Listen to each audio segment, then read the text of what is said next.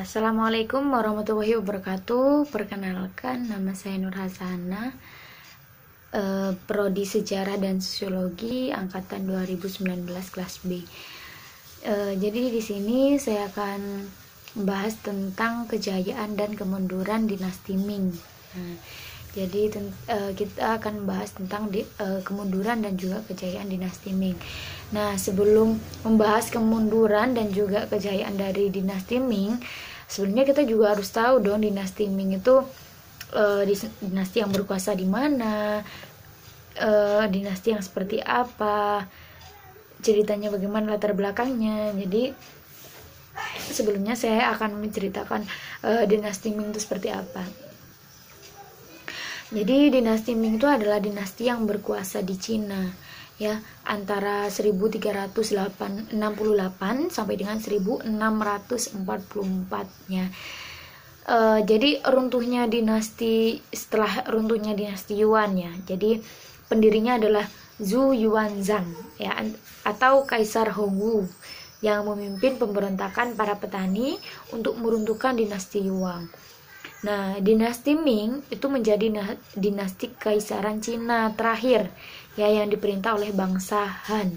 Nah, selama hampir 3 abad berkuasa, dinasti ini dikenal dengan dinasti ini, ya, dikenal itu karena ekspansi, ya, perdagangannya yang pada akhirnya menghasilkan pertukaran budaya dengan bangsa Barat. Nah, selain itu, dinasti Ming juga dikenal akan drama, sastra, dan porselennya yang mendunia. Nah, jadi porselennya ini memang sampai ke telinga kita, ya, karena memang porselennya memang mendunia. Nah, dinasti ini itu runtuh pada tahun 1644, ya, akibat pemberontakan yang dipimpin oleh Li Zicheng, pendiri dinasti Sun. Nah, jadi pendiri dinasti Ming itu adalah Zhu Yuanzhang, ya, lahir dalam kemiskinan dan juga menghabiskan masa mudanya itu dengan mengembara. Setelah orang tuanya meninggal karena serangkaian bencana di Sungai Kuning, ya,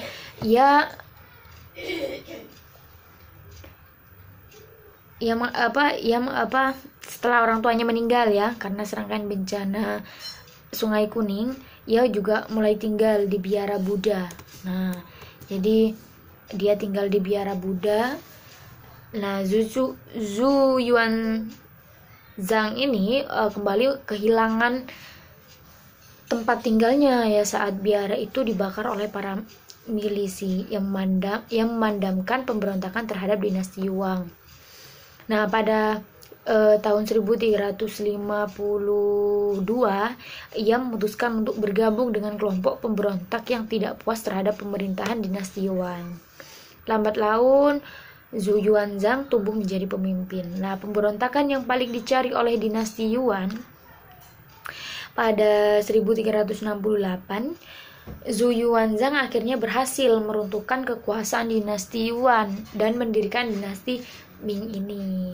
Kemudian dia menjadi kaisar Ming pertama yang bergelar Kaisar Hongwu. Nah, pada masa pemerintahan Kaisar Hongwu, ya, berbagai kebijakan yang bertujuan untuk menenangkan rakyat mulai diberlakukan. Seperti contohnya melakukan reformasi birokrasi, juga meringankan pajak rakyat, dan menghukum para pejabat yang korup. Nah, akan tetapi Kaisar Hongwu juga dikenal sebagai pemimpin yang penuh kecurigaan, gitu.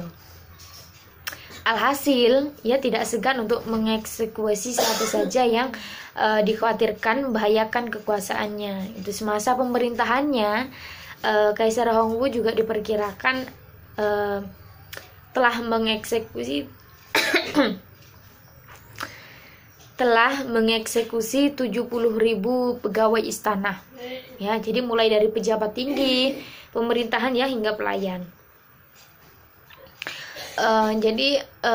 Nah, karena sesuai runtutan ceritanya, jadi di sini saya juga akan membahas tentang kejayaan dinasti Ming. Nah, kejayaan dinasti Ming itu mencapai masa kejayaan awal itu ketika diperintah oleh Kaisar Yongle, ya. Jadi sebagai upaya mempertahankan kuasaannya, jadi Kaisar tuh aktif melakukan ekspedisi militer ke berbagai wilayah gitu.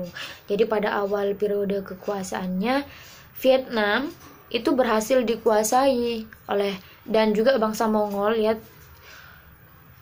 Bangsa Mongol itu juga dipukul mundur terus ya hingga ke Asia Tengah. Nah, selain itu Kaisar Yongle juga mengirim Laksamana Cheng Ho. Nah, Laksamana Cheng Ho nggak asing ya Laksamana Cheng Ho untuk di telinga kita. Nah, Laksamana Cheng Ho ini untuk memimpin ekspedisi maritim ke wilayah selatan. Dalam 7 ekspedisinya, Laksamana Cheng Ho itu berhasil sampai di India, Teluk Persia, dan juga partai Timur Afrika. Melampaui capaian bangsa Eropa saat itu, ya, Kaisar juga melakukan pembangunan gitu dalam negerinya dan juga memindahkan ibu kota dari Nanjing ke Beiping. Ya, Beiping itu sekarang Beijing. Nah, kalau Beijing tuh kalau saya ingat tuh film Assalamualaikum Beijing gitu ya.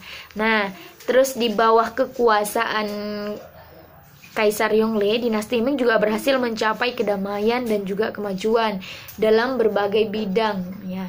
Dalam sejarahnya, dinasti ini juga dikenal dengan produksi porselennya. Bahkan pabrik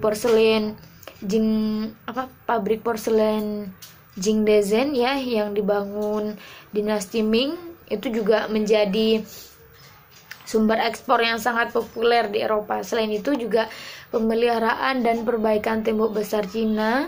Siapa yang tidak tahu tembok besar Cina ya, jadi yang sangat signifikan juga ya dilakukan pada masa dinasti Ming ya. Jadi tembok besar Cina itu dilakukan pada masa dinasti Ming gitu.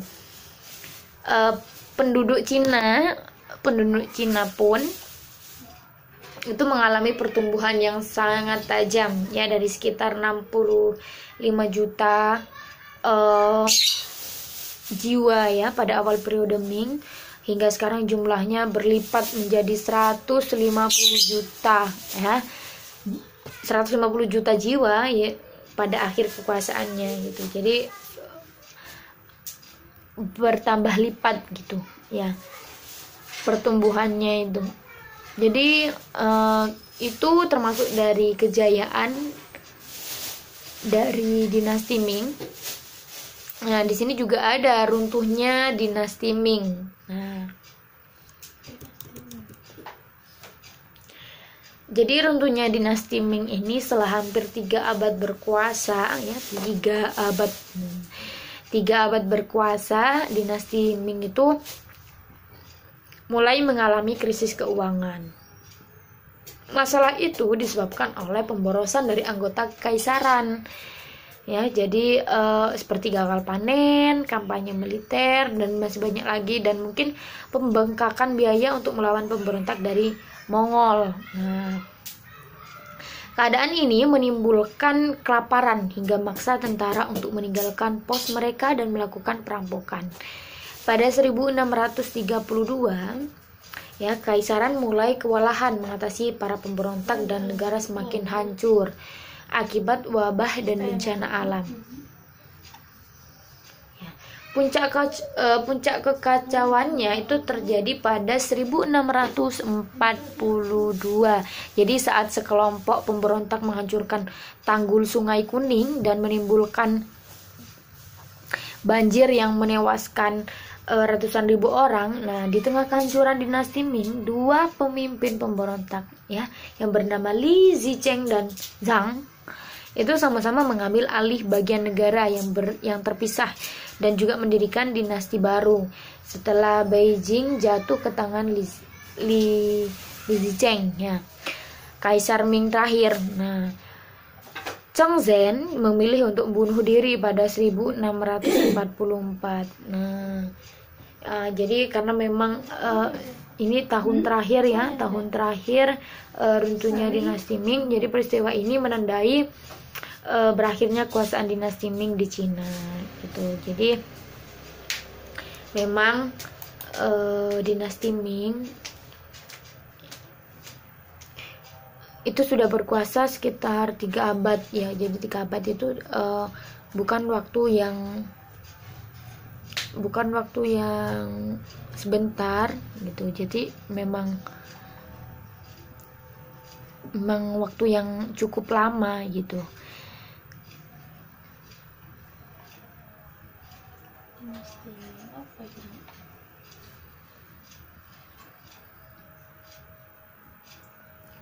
Nah, aku menambahkan lagi di era kejayaan Yongle ya, maksudnya ini masih juga dinasti Ming. Jadi di masa pemerintahan Kaisar Yongle ya, jadi Ming itu mengalami masa kejayaan awal. Nah, kejayaan awal ini ekspedisi militer itu dilakukan oleh Kaisar Yongle bagi mempertahankan kejayaan ini gitu ya.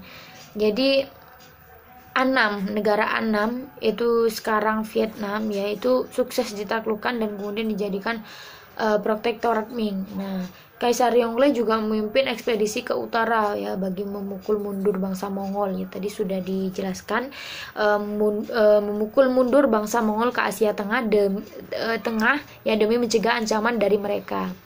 Tahun 1405, nah Kaisar Yongle juga memerintah Zheng He ya bagi pemimpin ekspedisi maritim ke lautan selatan ya. 7 kali ekspedisi pelayaran lautan sampai ke Madagaskar gitu ya. Jadi pada tahun 1406 istana kaisaran itu dibangun Beiping ya, tadi sudah jelaskan Beijing. Ini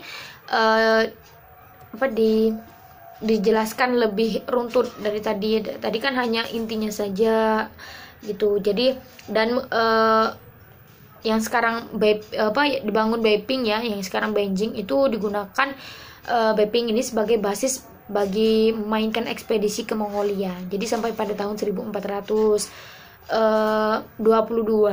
jadi pembangunan dan perkembangan Beiping ini sangat pesat, dan Kaisar Yongle kemudian memerintahkan bagi memindahkan ibu kota dari Nanjing ke Beiping ya.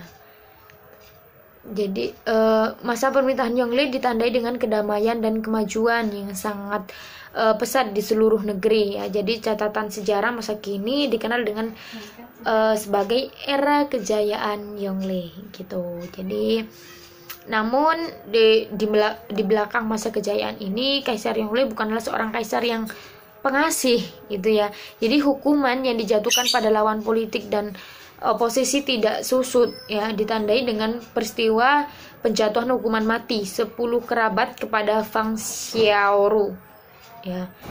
Ini merupakan peristiwa satu-satunya di dalam sejarah Tiongkok yang biasanya hanya membunuh sampai 9 kerabat. Nah, dan ini sampai hukuman mati 10 kerabat. Nah, ya ini bukan seorang pengasih ya, kaisar yang pengasih itu memang benar. Jadi masa ini dikenal sebagai era kejayaan Yongle ya, karena meskipun bukan dikenal dengan kaisar yang pengasih gitu. Kaisar Yongle ini wafat pada tahun 1424 yang juga digantikan oleh anaknya Zhong Gaoqi. Nah, gitu. Sebenarnya masih banyak lagi ya kalau dijelaskan, cuma mungkin dari sini mungkin sudah paham tentang kejayaan dan juga keruntuhan dari dinasti Ming. Jadi mungkin sekian dari saya. Apabila ada salah kata atau mungkin ada kurang dan lebihnya, kami mohon maaf. Saya mohon maaf. Wassalamualaikum warahmatullahi wabarakatuh.